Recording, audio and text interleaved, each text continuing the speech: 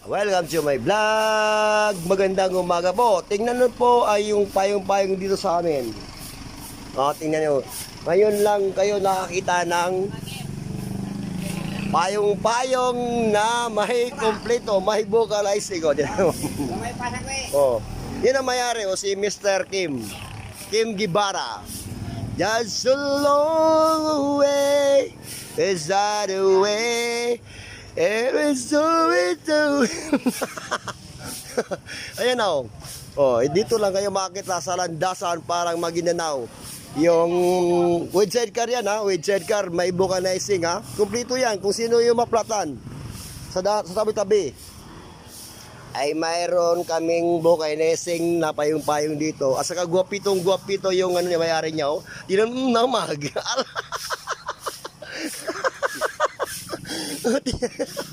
Ito yung niya tingnan nyo At saka yan napakabait yan tingnan mo, nagwawalis pa.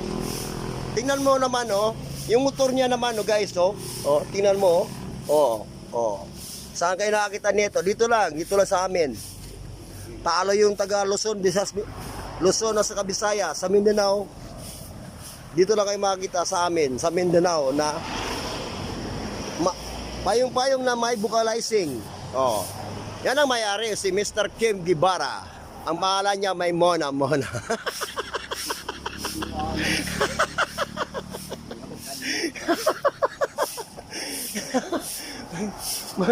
Malilit lang ang pasahero kaya ito nagbiru-biruan. Ito sila sila Westlife yan. Yan si Kim Gibara. Tingnan mo yung namin dito, yung terminal namin, napakalinis. Kahit tupos ng sigarilyo, wala. Dahil napakabait ang mga tao dito. Hindi nagsisigarilyo. Walang bisyo, kung hindi serbisyo katotohanan, serbisyong totoo. May atid lang aming pasahero na safety at saka kailangan din sa mga driver ay mabango. Huwag lang yung mabawong ilok.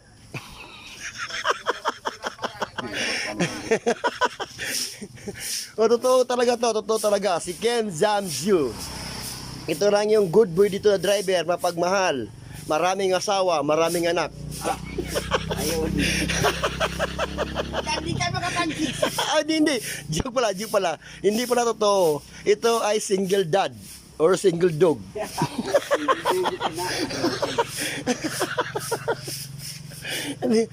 Astig di ba? Astig ang kanyang payong-payong. Guys, dito na kayo guys makita sa amin na payong-payong na may vocalizing. Doon ka na doon, Kim.